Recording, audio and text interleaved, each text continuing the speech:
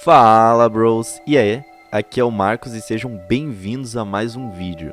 Cara, hoje o conteúdo tá um pouquinho diferente do que eu costumo fazer, porque hoje eu tive a ideia de fazer um vídeo de lore. A gente vai falar sobre o fim dos demônios em Dark Souls. Então senta aí, velho, que lá vem a história.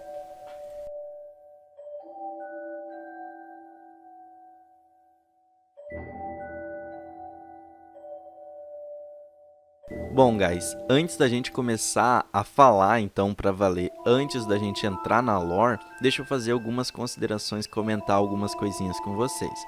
Na verdade, só duas, né? Bom, primeira, todo o conteúdo a seguir, que eu vou mostrar pra vocês, é baseado na minha experiência durante o game. Então, tudo que vocês me ouvirem falar e tudo que eu mostrar é baseado na interpretação que eu tive ao passar por esses lugares e ao pegar esses itens. Então existe, sim, e é grande, a possibilidade de tu não concordar com alguma coisa, ou de não concordar com nada.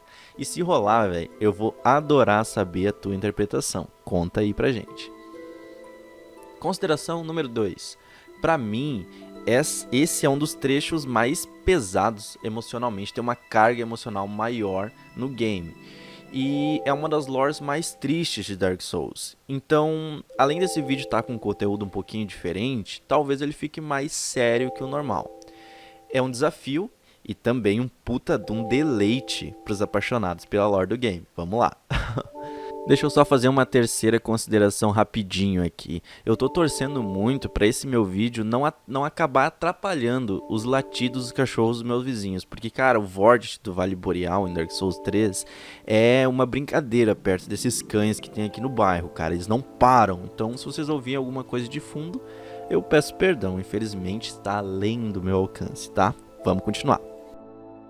Bom, velho, se tu entrou na série Souls diretamente pelo Dark Souls 3, é provável que você não entenda ou não entenda completamente, né, a origem dos demônios. Então a gente vai voltar lá pro início da trilogia, lá pro Dark Souls 1 e vamos começar por aí. Deixa eu só deixar claro que eu não tenho como comentar toda a lore do primeiro game sem desfocar do assunto aqui, tá? Então, se alguém tiver interesse em saber, ouvir, debater mais detalhadamente a lore do Dark Souls 1, comenta aí, velho, que eu posso abrir espaço para isso em um outro vídeo. Eu vou adorar abrir espaço para isso em outro vídeo. Então aqui a gente só vai dar um contexto rapidão.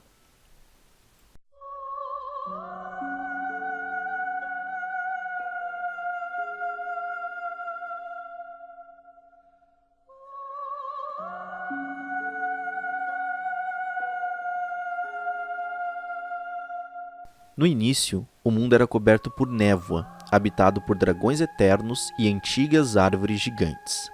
Imutável, até que então surgiu o fogo, e nele foram encontradas as almas dos grandes lords. Gravelord Nito, o primeiro dos mortos, a bruxa de Izalith e suas filhas do Caos, de quem a gente já vai falar.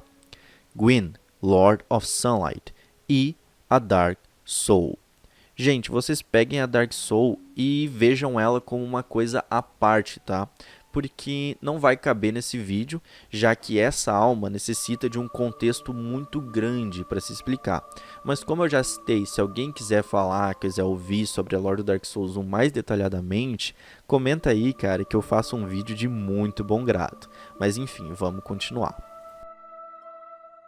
Bom, desconsiderando então a Dark Soul, além desses três primeiros lords que eu citei, havia um quarto ser muito poderoso, que se chamava Seth. Ele era um dragão que não possuía escamas.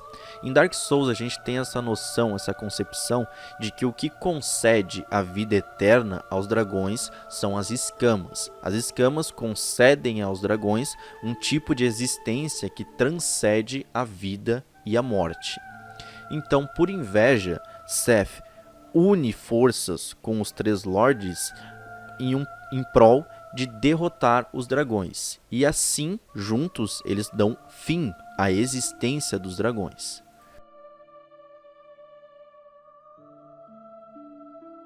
Os lords então estenderam seus domínios por Lordran, construindo grandes reinos em uma era puramente de conquistas. Contudo, o fogo, na posição de criador e combustível destes poderes, começou a ceder e a enfraquecer. em algum momento da história, cara, que não dá pra gente definir com precisão, mas que pra mim certamente foi depois da Queda dos Dragões, a bruxa de Izalith, juntamente com suas filhas, em um ritual, tentou recriar a chama primordial. O trecho que a gente vê na intro do Dark Souls 1 parece muito ser esse ritual rolando, velho. Mas não dá pra ter certeza, então eu comento sobre isso daqui a pouquinho. Como vocês podem imaginar, a tentativa foi um completo fracasso e transformou a bruxa em uma monstruosidade chamada Bed of Chaos, ou Berço do Caos, né, em português.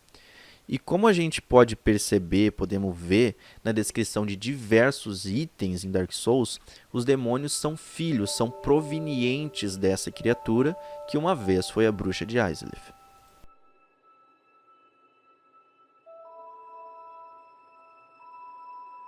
Devido à exposição, cara, a essa chama caótica, algumas criaturas se tornaram disformes, criando assim os primeiros demônios. Inclusive, algumas das bruxas primordiais, algumas das filhas da bruxa de Izalith, se tornaram também criaturas disformes e demoníacas, como Quelaag e Fair Lady.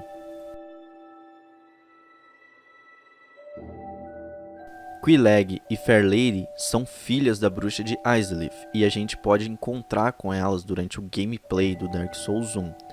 Elas são bruxas primordiais e, junto com a maior parte da sua família, não conseguiram escapar e foram corrompidas também pela chama caótica. Quelaag e sua irmã tornaram-se criaturas semelhantes a aranhas gigantes, com seus torsos originais, ou seja, humanos, estendendo-se das costas desses monstros, ou da cabeça, né?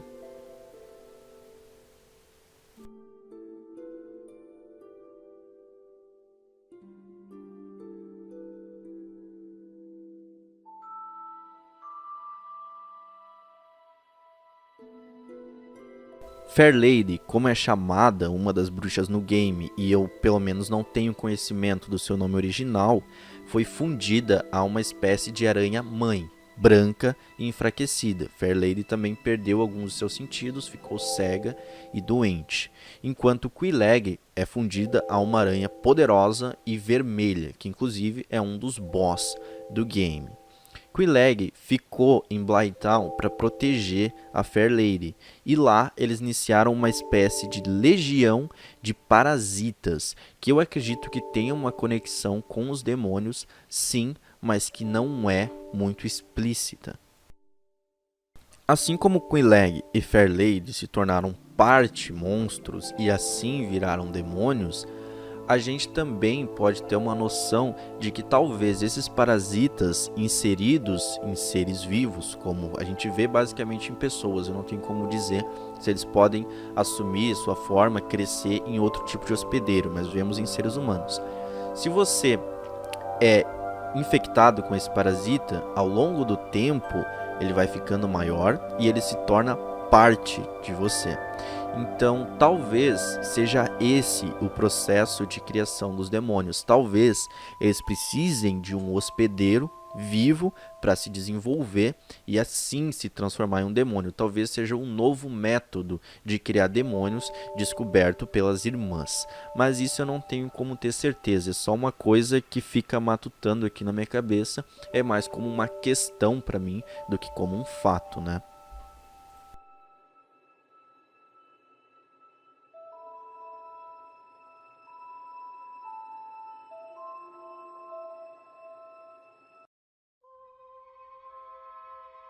Então, cara, se alguém tiver alguma teoria sobre se esses parasitas podem se tornar demônios ou sobre o que eles são e por que a Fair Lady gera eles, se é uma coisa voluntária, se é uma ação involuntária que ela não tem controle, vocês podem comentar aí, porque eu realmente tenho um ponto de interrogação muito grande nessa parte. Mas então, vamos continuar. Descartando, então, essa possibilidade de os parasitas serem demônios, a gente sabe que todos os demônios têm origem da chama caótica que emana de Bed of Chaos, correto? Cara, erradíssimo. Bom, eu fiz toda essa entonação de poder estar errado, mas para fazer um drama, porque na verdade só tem um item que pode contradizer essa informação que eu disse sobre todos os demônios serem provenientes da chama caótica do Bed of Chaos. E esse item, cara, é o catalisador do Fire Sage, aquele demônio, o sábio de fogo em português, que seria, né, que a gente encontra lá em Demon Ruins, que a gente luta com ele e ao derrotar, ele dropa o catalisador de demônio. E na descrição desse item, diz que esse catalisador possui poderes de fogo puros, anteriores ao surgimento da piromância, e também antes da bruxa de Izalith ser engolida pelo caos. Cara, isso gera um questionamento que para mim pode significar só duas coisas. Primeira, talvez a bruxa de Izalith, eu digo talvez, pode ter criado os demônios por vontade própria.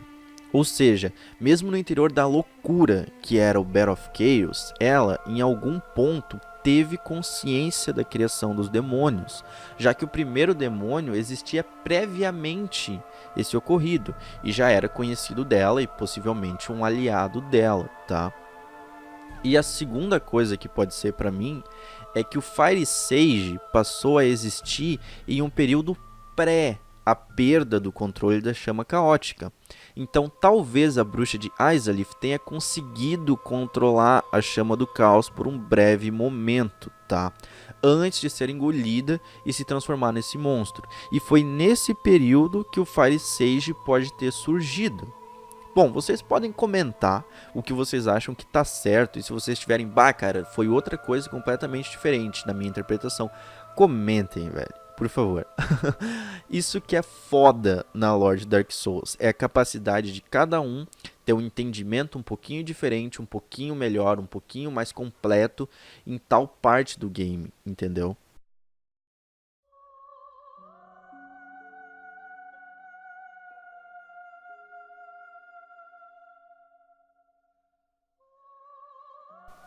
Então, vamos lá.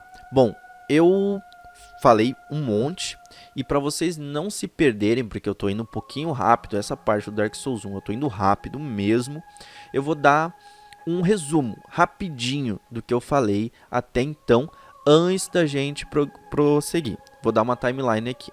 Bom, 1.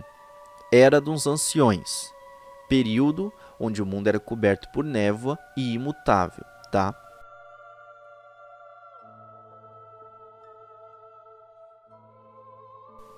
Ponto 2. Surgimento dos Lords e o fim da existência dos dragões.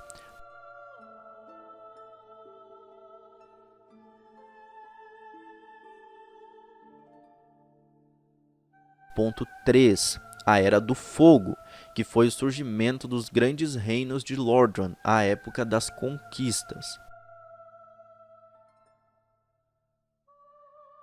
Ponto 4. Enfraquecimento da chama primordial, fonte de todo o poder dos Lords. E 5, que a gente comentou por último, foi a tentativa da bruxa de Izalith em recriar a chama, que fracassou, gerando assim o Bed of Chaos e todos os demônios, menos o Fire Sage, pelo que a gente sabe até então, ok? Vamos prosseguir? Vamos dali.